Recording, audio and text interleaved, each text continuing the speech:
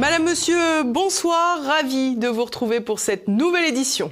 Et à la une de ce journal, le déconfinement se profile pour permettre à Emmanuel Macron de se refaire la cerise. Les statistiques de l'épidémie se retrouvent manipulées dans tous les sens en fonction des besoins politiques du président. Une véritable supercherie.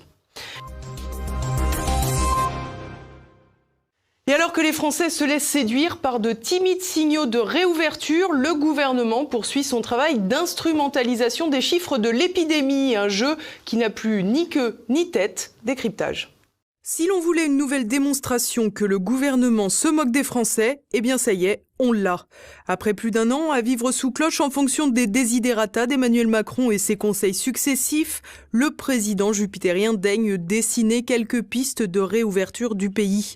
L'heure est en effet aux explications du futur déconfinement qui devrait s'initier le 3 mai prochain, notamment avec la fin de la limitation des déplacements à 10 km de son domicile. Une mesure que peu ont respectée, à raison.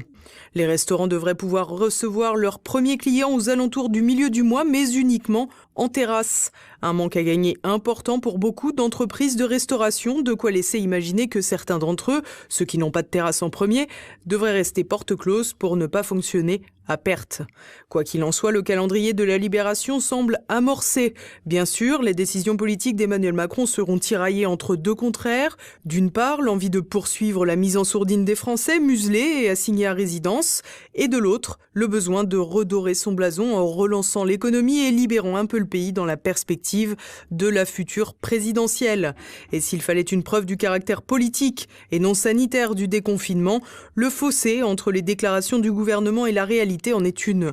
En effet, jeudi dernier, lors de la conférence de presse de Jean Castex et Olivier Véran, voilà ce qu'affirmait le Premier ministre. La situation sanitaire s'améliore dans notre pays. Nous constatons depuis 10 jours une baisse réelle de la circulation virale. Le nombre quotidien de nouveaux malades a baissé de 17% en une semaine et s'établit aujourd'hui à un peu plus de 30 000 cas par jour. Cette décrue concerne près de 80% des départements. Une situation qui ne s'améliore en réalité que dans la tête des communicants de l'exécutif. En effet, pour la première fois depuis l'an dernier, le nombre de patients en réanimation vient de franchir le cap prétendument symbolique des 6 000 personnes. Alors bien sûr, ces chiffres ne seraient pas atteints si une manipulation en février dernier n'avait pas réuni les soins intensifs, les soins continus et les réanimations dans une seule et même catégorie. Toujours est-il que le gouvernement montre sa capacité à mentir ni plus ni moins sur les tendances, les yeux dans les yeux. S'il fallait un autre exemple pour appuyer ce propos, il suffit de revoir le passage où le Premier ministre compare le taux d'incidence en Europe en omettant tout simplement la courbe de la France. On voit bien du reste que l'épidémie reste active partout, chez plusieurs de nos voisins européens en particulier, je pense notamment aux Pays-Bas ou à l'Allemagne, où l'épidémie progresse à nouveau légèrement depuis 2 semaines, et ce en dépit de mesures de freinage strictes qui s'appliquent dans ce pays depuis plus de 4 mois déjà.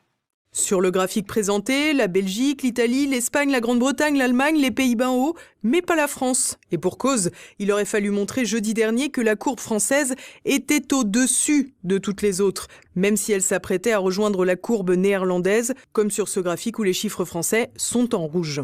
Cette démonstration n'a d'ailleurs pas vocation à agiter les chiffons rouges de l'épidémie, simplement à prouver que le gouvernement ne dit que ce qui l'arrange, et tant pis si c'est un mensonge gros comme une maison. Il table sur le fait que les Français le goberont. Si l'on observe les chiffres sans les tordre cette fois, on remarque d'une part que les chiffres de cas positifs ont baissé depuis le début du mois d'avril. En d'autres termes, la décrue était enclenchée avant l'annonce d'Emmanuel Macron de refermer les écoles. Par ailleurs, le nombre de nouveaux cas bruts n'a pas réellement de sens puisqu'il varie aussi en fonction du nombre de tests total, dont la fiabilité et les cycles d'amplification trop nombreux en France laissent à désirer. Du côté de la mortalité, les chiffres sont stables depuis fin février environ, avec quelques 300 décès journaliers. Pour rappel, en 2019, on comptabilisait 610 000 décès pour l'année, soit 1670 par jour en moyenne. En outre, le pic épidémique de 2020, lors de la première quinzaine du mois d'avril, on comptait quelques 1000 décès par jour estampillés Covid. La situation actuelle n'est donc pas alarmante, comme le serinent certains médecins de plateau télé qui luttent littéralement contre le déconfinement et le retour des enfants à l'école. Elle n'est pas non plus stabilisée grâce aux mesures du gouvernement, puisque les indicateurs apparaissent de plus en plus clairement décorrélés des décisions politiques. Le virus semble donc avoir son propre rythme, à l'instar du calendrier d'Emmanuel Macron.